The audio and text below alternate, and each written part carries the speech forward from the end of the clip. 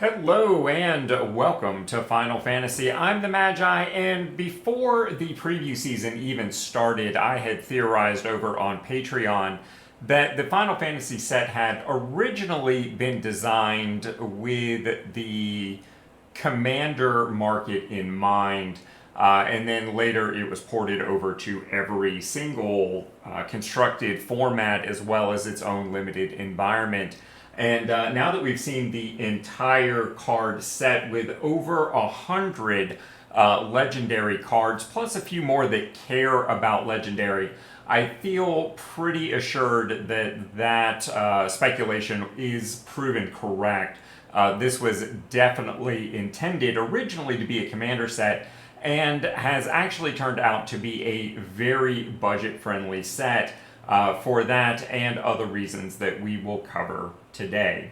But before we get into all that, this season as we explore the worlds of Final Fantasy, the Stronghold is lucky enough to have one of the crystalline entities staying with us. And we want you to know, not only should you be subscribed to the Stronghold right here on YouTube for great content like this, but you should also be subscribed to our content available on Patreon and Twitch so that you never miss out on a thing. Now, what were we talking about? Oh yeah, and right. Now let's take a look at the mechanics of Final Fantasy. And what better way to start than by hearing from the designers themselves at the recent PAX panel that introduced the mechanics. One of my favorite things is we get to tailor each set based on the IP and audience that we're working with. So our language to you as Magic players and as Final Fantasy fans is through the lens of design. Now, internally we have this thing called a complexity dial that kind of goes from 1 to 5, with 1 being kind of our intro level products and 5 being our more complex products like a Horizon set. Magic the Gathering Final Fantasy is a little bit higher on that dial, specifically because you all as video game players, and specifically RPG fans, already innately understand a lot of aspects of game development. We don't have to explain the idea of health or mana or damage or items or party configuration or the difference between a glass cannon versus a tank. So internally, we just really had the rule of cool to make sure that we made the best versions of each character, went through Magic's archives to bring back all of the most awesome mechanics that pay off all of your favorite moments. Of course, judging from that, it would be very easy to conclude that they really were going to dial up the mechanical complexity of this set. But you would be wrong. They actually kept it very mechanically light, and in fact, there's very few new mechanics to be concerned with at all, but let's take a look at them. First up, we've got the job select mechanic, and this is the next iteration of a long line of trying to make equipments better, particularly at lower rarities, to allow them to be relevant in limited environments. This particular one creates a 1/1 colorless hero creature token, and it attaches the equipment that created it to that hero token for the first time for free. In looking at these job select items, generally I think the equipment costs on the second or ongoing equips are overcosted. I think there's just way too much value built into that hero token, and I'm not sure these are really going to do anything outside of limited, and frankly, even the limited viability on some of these is highly questionable. This is particularly disturbing since the red-white archetype for limited appears to be equipment matters. Next up, we've got tiered spells, which generally are going to have the something magic title going on with it. Well, to be honest, this is just kicker. If you pay a little bit more, the spell does a little bit more. But once again, these appear to be overcosted. Really, you're paying for flexibility within the spell, even when you're not utilizing it. Like 1 red to deal 1 damage is way below the shock rate, and then to get to shock, you're paying a total of 3 mana. Of course, that's just one example here, but this trend does appear to run true. These are mostly at lower level spells to facilitate functionality in limited. Generally more impressive are the new enchantment creature sagas. These have all the flexibility of a creature with power, toughness, and immediate board presence, plus the long-running effects of its saga implications right up until the third or final saga triggers on the individual creature, at which point you would sacrifice it. The ability granted by that final chapter does continue for the remainder of the turn as long as it is applicable. And wrapping up mechanical changes, there is also a new land type, that of course being towns, which is represented on more than a dozen lower rarity cards in this set, and is associated with most of the land-based color fixing for the limited environment. Moving beyond that, the rare starting town that you see on the screen now is one of those rares that every budget player is going to want in their collection. This may not be a day one craft, depending upon where you are in both your collection and wild cards, but this is certainly something that everyone's going to want at least one copy by the end of the season. There are also multiple cards that care about towns, and at the time of recording, it looks like this is going to be the blue-green archetype, both a ramp land matters and a town subtype. More on that to come later.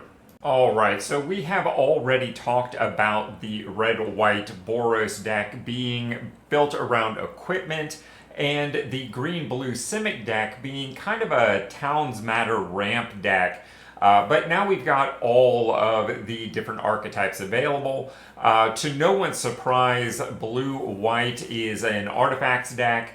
Blue-black looks to be a very basic control deck, but it also looks to have some card churn mechanics built into it and some reward for that. And when I say card churn, I mean doing things like looting or scrying or any of those things that might involve you drawing cards or putting them directly from your library into your graveyard. The Rakdos deck is a little bit of a surprise. It is both an aggro deck and a Spells Matter deck. Although this particular version of Spells Matter is only caring about non-creature spells, not your quantity, not the casting cost.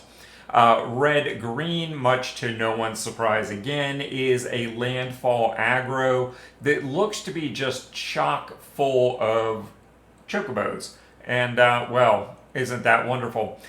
Green-white is a classic go wide with an undertone of tokens and counters matter. There's several cards that want to move +1/+1 counters or your various saga counters and things like that. Orzhov white-black is an artifact and creature sacrifice deck, so pretty basic. I'm not sure how strong it is, but we shall see. Blue-red deviates from the classic Spells Matter, and in this version cares about big spells. It's only tracking when you cast spells of a converted mana cost of 4 or greater.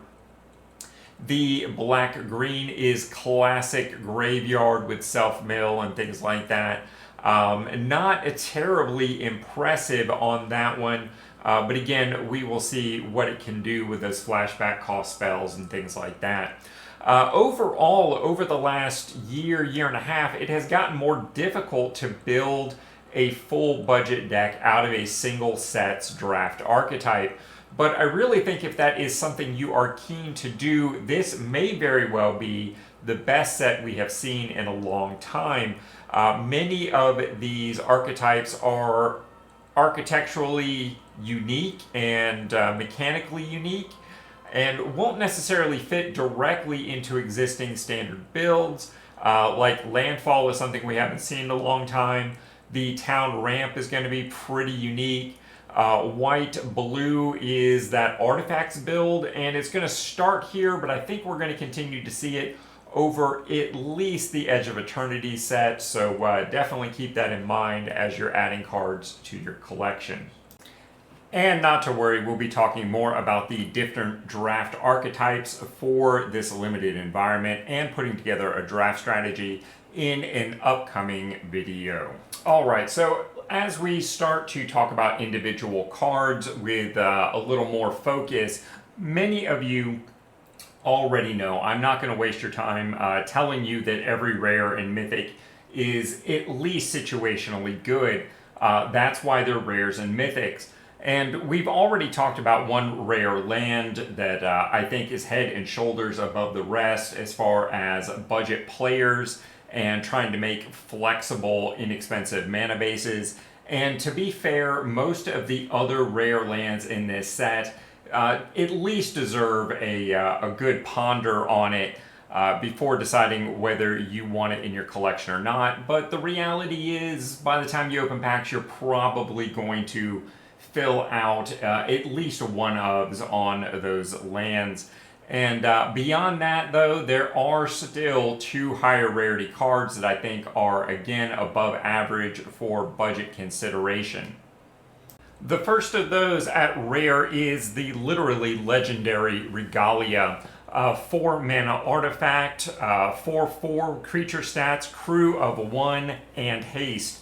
But what really makes this special is the fact that on the attack trigger, it is pretty much always going to ramp you a land into play. And that's really strong, regardless of format, and its potential in the budget version of a Towns deck really cannot be denied. And of course, a Final Fantasy Magic set would not have been complete without a Buster Sword. My biggest surprise here is that it's not a legendary, but a 3 mana equipment. Equipped creature gets +3/+2, and whenever equipped creature deals combat damage to a player, draw a card. Then, as if that wasn't enough, you may cast a spell from your hand with mana value less than or equal to the damage without paying its mana cost. So we're talking not only card draw, but free spells. And this has an equip cost of just 2. A remarkably good value in a set where many equipments are overcosted on the equip. Don't leave yourself looking like a buster, because I think this is the replacement for our soon-to-rotate Lost Jite as a go-to piece of equipment. And now moving out of maybe territory, tutors for budget players are almost always good, particularly at lower rarities, because they functionally allow you to run additional copies of those higher rarity cards without having to spend the higher rarity wild cards to get more copies. Like a Delivery Moogle, a 4 mana 3/2 creature that also lets you tutor up a artifact of mana value 2 or less and put it into your hand. Similarly, the rare 2 mana sorcery from Father to Son searches your library for a vehicle card, reveal it, and put it into your hand. It also has flashback to give you more in-game card advantage value. Really good stuff. From Father to Son might actually find a place in Greasefang for budget players and lower the number of mythic wildcards that you need to spend, but testing on that remains to be seen. In an effort to keep this budget perspective video to a reasonable length, I will be discussing the standout commons that I see in the primer for June 10th's Midweek Magic Historic Popper event. That means that for the remainder of the video, I am primarily going to be looking at the standout uncommons for this set. And of course, we have yet to talk about the actual budget.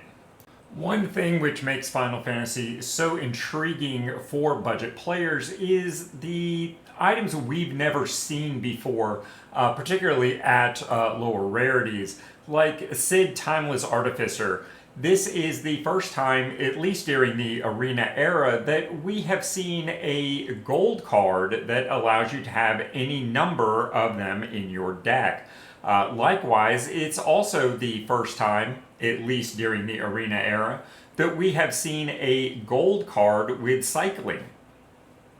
Similarly, we have a pair of uncommons, which for many budget players during the Arena era is going to represent an introduction to the meld concept. Both of these are legendary humans. They have great abilities in their own right and reasonable stats. But what really makes these noteworthy is the fact that they meld together to create Ragnarok Divine Deliverance, a 7/6 legendary creature beast avatar with vigilance, menace, trample, reach, and haste. And if that wasn't enough for you, when it dies, destroy target permanent and return target non-legendary permanent card from your graveyard to the battlefield. Now, this may not make a deck in its own right, but these are definitely cards that any Golgari graveyard deck are going to be interested in, and it's a fun mechanical twist that us budget players just don't get to see all that much. It's also worth noting that this card alone gets you 3 of the 5 keywords needed for the keyword soup achievement. And last in the new additions category, we've got Ultimecia, which I believe is going to be the very first time an uncommon has represented a time walk ability, or to put it another way, taking an extra turn after this one. It's expensive, and many of us may not ever have the opportunity to pull it off, but it certainly is a first for an uncommon.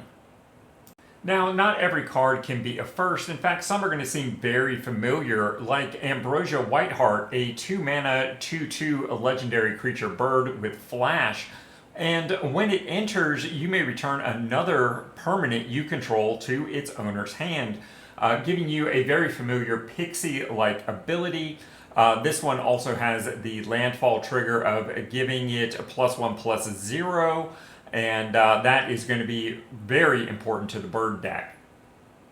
The single mana instant speed stolen uniform may give us budget players the opportunity to do some hammer style move equipments around it instant speed shenanigans right here in standard. And Valkyrie Aerial Unit brings us one step closer to having an honest to goodness artifact affinity deck once again right here in standard. I'm not sure if I should be excited or frightened, but there it is. Self-destruct, if you squint your eyes and hold your head just right, is the fling effect that we've wanted in standard for quite some time. It is a little different. Instant speed, 2 mana total. Target creature you control deals X damage to any other target, including your opponent, and X damage to itself, where X is its power. It's a real shame this set didn't give us something memishly huge that we could fling directly at our opponent's head. Jumbo Cactar, coming to a dome near you. And representing green, Torgal is more than just a fine card. 2 mana, 2/2, a legendary creature wolf that taps for a mana of any color. Now, let's not forget that wolves, not that long ago, was a very relevant tribal creature type in Standard and still played in the Eternal format, basically in its standard form. Moreover, whenever you cast your first human creature spell each turn, that creature enters with an additional +1/+1 counter on it for each dog and or wolf you control. So makes humans big. The other thing to keep in mind here is that with our return to Lorwyn in February, we are more than likely going to see some changeling creatures, which would be both humans and dogs. So if you play Torgal on 2 and then follow it up with a changeling the following turn, Torgal is going to see both itself at a minimum, plus the changeling as dogs and wolves. The changeling is also a human and will come down with 2 +1/+1 counters. That's a potentially huge boost, and especially when you consider you can tap Torgal for mana, you could be casting a 4 mana changeling on turn 3 and give it 2 additional +2/+2 counters. That's a lot of board-based momentum to pick up. and presents a real challenge for your opponent to deal with. And let's not forget, we can continue to do this turn after turn. And finally, let's talk about the arena budget for this set.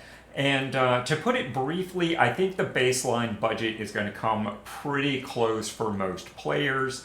That is normal amount of wins, your inflow of gold, and how we typically spend it. But there are a couple caveats to this set that I think we need to discuss. Alright, so first and foremost, of course, Final Fantasy is a Universes Beyond set, and I know for many of you that comes with feelings, and more often than not, potentially negative feelings, particularly now that Universes Beyond are being included in the standard card pool. But as I've laid out in this video, there's a lot of potentially good reason for budget players to still pay attention to this set. Not only is it chock full of value and interesting cards, but of course also keep in mind that all of those legendary cards have an effective play set more like 1 or 2 instead of 4 or even 3. And that basically means that any effort you put into collecting this set will functionally go further towards getting you what you need. Furthermore, a dose of reality may be in order. Final Fantasy is already the largest selling set in the history of Magic the Gathering, and it's not even out yet. And as much as it pains me to say this, any purchases that we might withhold with the interest of protesting Universes Beyond are not very likely to be felt by Wizards of the Coast or the mothership as far as reduced sales. In fact, they probably won't be noticed at all.